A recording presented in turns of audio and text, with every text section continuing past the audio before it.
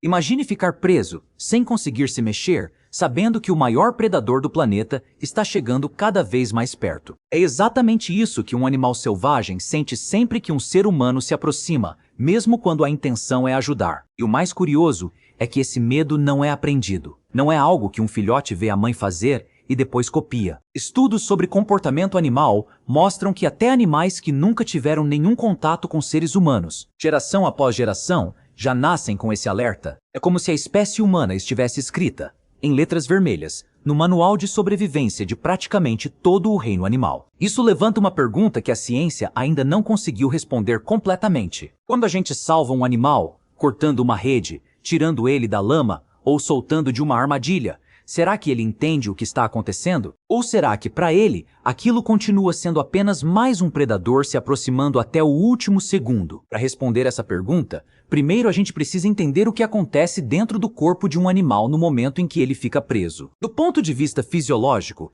esse é um dos estados mais extremos que existem na natureza. O cortisol dispara na corrente sanguínea. A adrenalina sobe a níveis que, se permanecerem altos por muito tempo, podem até ser fatais. O coração acelera para o dobro da frequência normal e logo depois acelera ainda mais. Um estudo publicado no European Journal of Wildlife Research comparou os níveis de cortisol de ungulados presos em cercas com os de animais feridos por tiros ou atropelamentos, e os que estavam presos nas cercas apresentavam níveis ainda mais altos. O corpo entra em estado de emergência total, ativando praticamente todos os sistemas ao mesmo tempo, exatamente como fez toda vez que um ancestral daquele animal passou por uma situação parecida, ao longo de milhares de gerações. Por fora, esse estado também é fácil de perceber. Pupilas completamente dilatadas, músculos travados, mas não do jeito que um animal fica quando está apenas em alerta, e sim do jeito que um corpo trava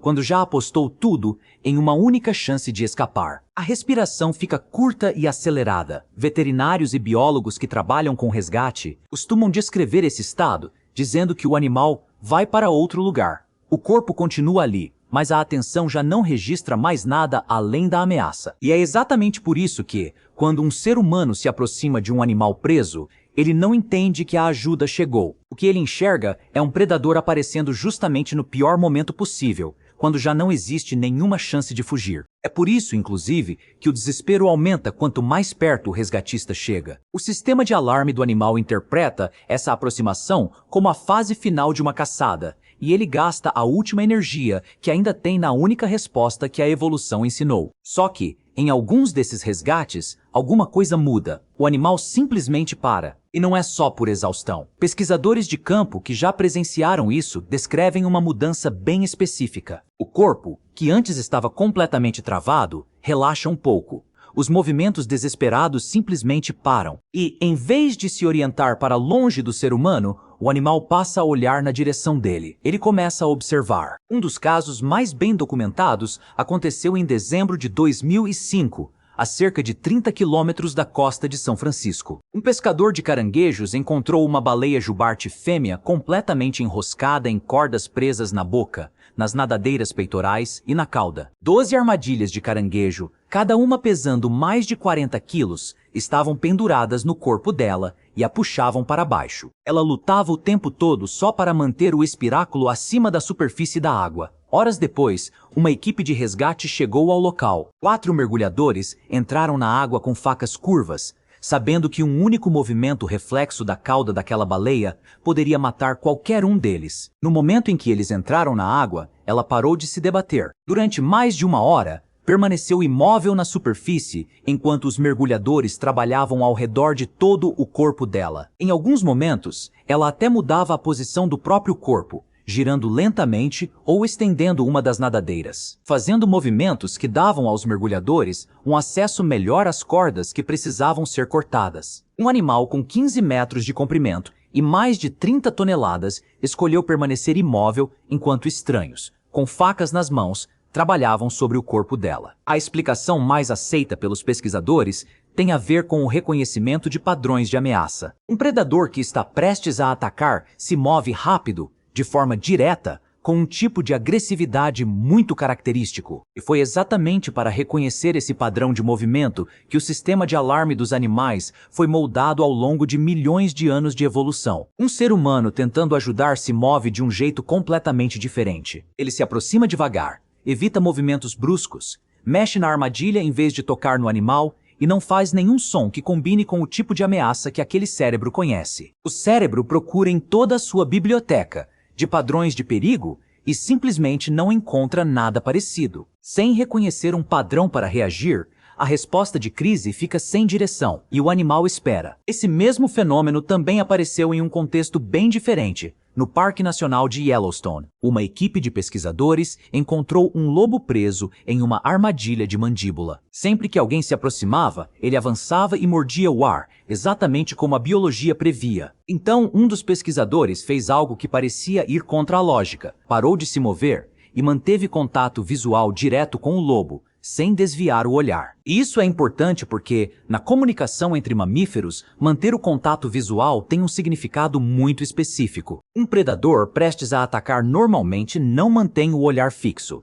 Ele acompanha os movimentos da presa e calcula a trajetória. Já um contato visual direto e prolongado, sem agressividade e sem movimento ao mesmo tempo, não se encaixa no padrão clássico de uma ameaça predatória. Alguns pesquisadores acreditam que esse tipo de sinal pode até ser interpretado como uma forma de interação social, e não como um comportamento de caça. Depois de alguns minutos, o lobo parou de avançar, sentou e retribuiu o olhar. Quando a equipe começou a mexer na armadilha, ele acompanhou os movimentos das mãos dele sem reagir. Quando a armadilha finalmente se abriu, ele ficou parado por alguns segundos, olhou diretamente para o pesquisador e depois voltou caminhando para a floresta. Pesquisadores de campo preferem descrever esse tipo de comportamento como uma suspensão da resposta de ameaça, evitando interpretações mais carregadas. O sistema de alarme não desliga. Ele simplesmente perde o ponto de referência. A sequência de comportamento predatório que o cérebro esperava nunca acontece. E a resposta de crise fica sem ter em que se apoiar. A pergunta mais difícil, porém, é o que acontece depois que a ameaça acaba. Quando a última corda foi cortada da baleia, perto das ilhas Farallon, ela começou a nadar em círculos largos ao redor dos mergulhadores antes de emergir ao lado de cada um deles, tocando cada um com a ponta da mandíbula, um de cada vez, antes de seguir para o próximo. Um dos mergulhadores da equipe, James Mosquito, descreveu essa experiência em entrevista ao San Francisco Chronicle como algo muito parecido com gratidão. Os cientistas, porém, costumam ter bastante cuidado ao usar essa palavra. Baleias jubarte interagem com mergulhadores em algumas situações, e interpretar o comportamento de um animal depois de um estresse fisiológico tão extremo não é uma tarefa simples. Mas existe um fato bem concreto por trás dessa cautela. As baleias jubarte possuem neurônios fuso, o mesmo tipo de célula cerebral especializada encontrada em humanos, grandes primatas e elefantes, associada à empatia e à tomada rápida de decisões sociais. Durante muito tempo, esses neurônios foram considerados exclusivos dos primatas, ou seja, a estrutura neurológica necessária para esse tipo de processamento existe nelas. Se ela realmente usou essa estrutura naquela tarde, perto de São Francisco, é algo que os dados simplesmente não conseguem confirmar. Casos parecidos também aparecem com elefantes jovens resgatados de poços de lama no Quênia, e foram documentados fazendo contato físico de forma deliberada com quem os salvou, encostando a tromba na mão ou no braço antes de irem embora. E esse detalhe da tromba não é pequeno. Ela é o principal órgão sensorial do elefante, com mais de 40 mil músculos individuais e uma densidade de terminações nervosas comparável à da ponta dos dedos humanos. Quando um elefante estende a tromba para tocar alguma coisa de propósito,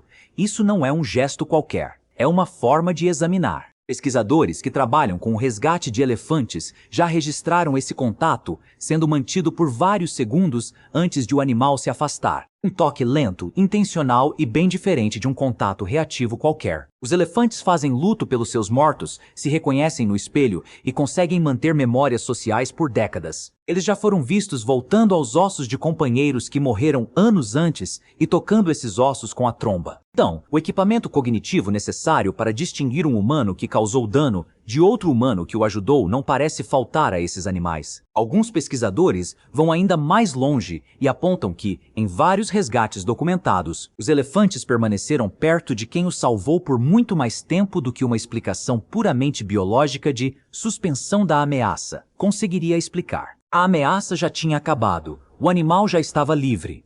Não existia mais nenhuma razão biológica para ele continuar ali. Mesmo assim, vários casos documentados mostram elefantes permanecendo perto de seus resgatistas por vários minutos depois de serem soltos, sem fugir, sem procurar comida, simplesmente ficando ali até decidirem ir embora por conta própria. Então, afinal, os animais conseguem perceber quando um ser humano está tentando ajudar? A resposta mais honesta é que, por enquanto, a gente simplesmente não sabe. O que os dados mostram é que alguns animais, como cetáceos, elefantes e lobos, suspendem de forma mensurável a resposta de ameaça, quando um ser humano calmo trabalha ao redor deles sem aumentar a sensação de perigo. E, em alguns desses casos, o que acontece depois inclui o animal se orientar na direção do resgatista, fazer contato físico de forma deliberada e apresentar comportamentos que não parecem cumprir nenhuma função óbvia de sobrevivência. O que os dados ainda não conseguem mostrar é o que acontece dentro desses encontros. Como é a experiência de ser aquele lobo parado na beira da floresta,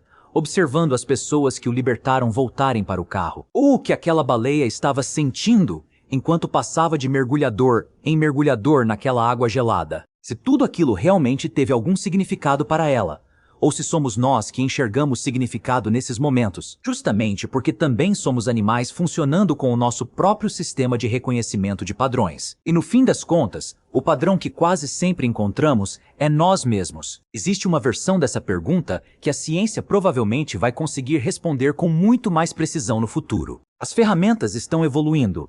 Neuroimagem em cetáceos. Monitoramento comportamental de longo prazo em populações de elefantes. Protocolos cada vez mais rigorosos para documentar resgates de animais selvagens. E os dados vão continuar se acumulando. Com o tempo, parte do que hoje ainda é incerto deve ficar mais claro.